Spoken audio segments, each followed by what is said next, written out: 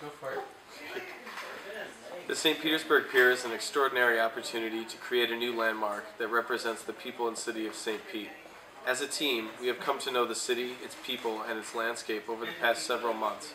We recognize the challenge of continuing the legacy first begun by William Straub and the importance of this key public space for all of St. Petersburg. The city and pier have a shared identity, one that has become inextricably linked over time.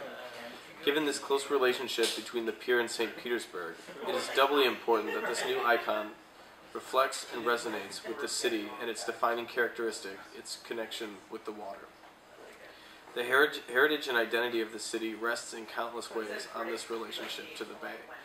Water is the icon. It is a vast amenity the city already has. No one needs to invent it or pay for it. What we can invent is a host of powerful and nuanced ways to experience the bay. In particular, light, atmosphere, and horizon, its sociability, its renewed underwater life, and an aquatic perspective on the city itself. We have assembled a fantastic team for the project, which begins with a partnership between my office and Tom Leader's studio, with whom we've been working for almost 10 years now. We are joined by Wanamaker Jensen Architects in St. Pete, who have provided an invaluable input and guidance and help us to know the city better. We are also supported by an exceptional technical team, which includes Bureau Happold, Sherwood Design Engineers, Moat Marine Laboratory, Applied Technology and Management, HRNA Advisors, and Davis Langdon. Like a magnifying glass on the water, the pier is a lens back to the city and a window to the underwater world beneath. An observatory for the bay below and the sky above, the lens focuses and reflects the integral relationship between St. Pete and the bay. Rising above the water, the crenellated form of the canopy invokes waves or sails, a crown on the horizon.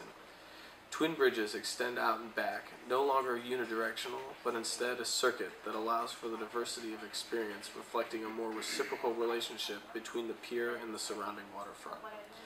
This is a new space for individuals, families, and those of St. Pete to gather, to play, and to promenade, to contemplate, and to celebrate, for recreation, for festivals, for the 4th of July. One of the great opportunities of this competition is to provide the new living room, the central piazza, the town square for the city. Here you can take in a view of the Harborside Cafe, rent kayaks or paddle boats to use within the sheltered waters of the lens, fish off the eastern edge of the dock, walk, jog, bike, ride the pier tram, or ride the pier tram around the edge. Climb to the observation deck at the canopy's peak and for views back to the city and out over the bay. Finally, at the promontory at the far end of the lens is a small gelato shop where you can sit in the shade, eat fantastic ice cream, and take in the view. From its beginnings as a municipal pier, the years of the, quote, $1 million pier, and the decades that have followed, the pier has always been a forum, a place for the city to come together. This has also been the backdrop to important memories. Fishing with a parent, a first date, a marriage proposal, returning with your child. No longer simply a line, but a room unto itself, the pier is a space for memory, foregrounding programs and activities that create memories for individuals, for families, and for the community. Finally, recognizing the history and importance of the existing pier, our proposal does not demolish it, instead remaking it. Instead, it remakes the existing pier's underwater structure as a framework for an extraordinary new aquatic landscape. A second loop opposite the lens encircles the upland as it meets downtown, linking the experience of the bay with the life of the city. Extending across the surrounding landscape, these circuits provide a diversity of recreational experiences beyond the linear path of the pier. Knitting the site into a singular whole, the new pier begins at the upland's western edge. Here, at the intersection of the 22nd Avenue North and Bayshore Drive, we have created a large urban plaza, a welcome mat, connecting the pier and downtown St. Pete. From this welcome mat, a series of sinuous paths gesture towards the lens in the distance. As this entry promenade extends east, the center of the civic loop, the city green, stretches northwards, a grand space for individual relaxation, family picnics, and citywide events, a civic corollary to the lens. At this threshold where water and land meet is a new hub of activity, a flexible array of programs, a new amphitheater to the south, an extraordinary new water park and playground to the north. Easily accessed, serviced, and closer to the activity of downtown, active program is focused here, integrated into the surrounding landscape.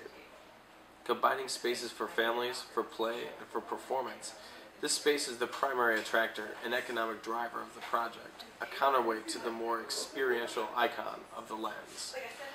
This plug-in pop-up lot market includes a grid of shaded platforms with supporting infrastructure in place, allowing these program spaces to scale flexibly for a Saturday market, a monthly festival, or over multiple years, providing spaces where food trucks, visiting vendors, or prospective new tenants can easily park, set up a booth, or build a new pavilion.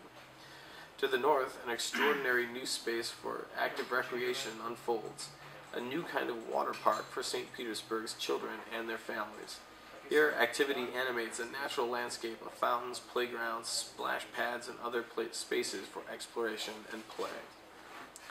To the south is a new amphitheater, its terraced form looking out to the lens. Directly east is a new lagoon, a new kind of drive-in theater where the performances can be viewed from boats at anchor.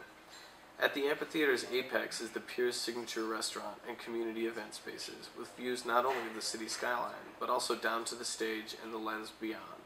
Parking for up to 400 cars and a major service dock are located beneath the amphitheater, tucked away out of view, allowing us to maximize green space and foreground pedestrian circulation across the rest of the upland. Our approach to sustainability for the site begins with an emphasis on fitness, creating a healthy, resilient system that provides energy, water, and ecological vitality to the bay, the city, and their future. Our team has adopted a twofold layered strategy. First, we can ensure that the new pier's net energy consumption is equivalent to that of the existing energy use on the site. In time, as specific elements of the project are built, we increase both the energy generation and conservation, the pier can move towards a true net zero approach in which the project generates all of its energy uses. The most significant renewable resource available to us in St. Petersburg is wind energy. With the lens canopy, we have embedded an array of micro-turbines oriented to take advantage of the prevailing winds accelerated by the canopy's curved form. On the uplands, vertical wind turbines are grouped in a series of energy groves, with supplemented by a series of energy islands. The energy islands at the center of the site, with each island has a pool at its center. When the wind blows, the turbines generate energy and pump water into the pool's center. When it's calm, this filtered water flows back into the bay, activating water turbines, creating an array of always available renewable energy. Solar power can also provide the energy needs for the site. Within the lens, a range of solar panels are optimized vis-a-vis the sun's path overhead. Along the entry promenade, architectural shade structures incorporate solar arrays, creating a hybrid of technology and natural form. In terms of water, we can provide for all non-potable water uses, both for landscape and architectural needs through rainwater capture. On the pier, the lens's bowl-shaped form captures and routes rainwater before storing it within the main body of the structure. On the upland, stormwater is filtered through landscape elements and routed via visible water features into large basins and reflecting pools spread across the project. Through the addition of a small package unit in parallel with the other ecological elements within the hub and north loop, we can then also provide for all potable water use on the site. Taken in sum, these approaches provide a platform that supports the site and city's health and longevity, not only in terms of energy, water, and ecology, but for the life and culture that emerges as a result of this resilient system, a true fountain of youth for St. Petersburg and its pier. For us, the ultimate meaning of the pier is not as an object or even as a single park, but as a central element connecting downtown St. Petersburg and its waterfront. The pier is the linchpin for a larger network of interconnected movements that extends across the entirety of downtown. Connecting Vinoy Park, Demon's Landing, and Straub Park, the pier becomes a more integral part of the city. The addition of a new drawbridge to the north north end of the water park links the pier to Vinoy Park, facilitating circulation to the Vinoy and along the northern waterfront. A series of east-west connections will also connect downtown to both Central Avenue and along 2nd Avenue North, where a new access dedicated to vitality, health, and recreation can link the pier, Beach Drive, downtown businesses, Williams Park, and Mirror Lake. Finally, a new waterfront promenade and sculpture walk extends from the Dali Museum north to the Vinoy, bolstering existing and continued development along Beach Drive and linking Straub Park more meaningfully with the water.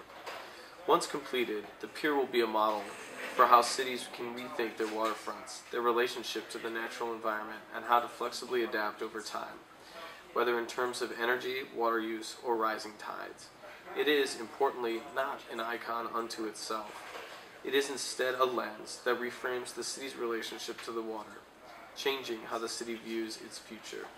St. Petersburg has historically constructed its identity with the tourist in mind. We believe that the pier must first be for the people of St. Pete, an active, vital part of the city's life and culture. Operating on multiple scales of renewal, individual, urban, economic, and ecological, this new pier is very much a new fountain of youth for the city and its citizens, a platform for continued growth, a destination within the city, the region, the nation, and internationally. Thank you.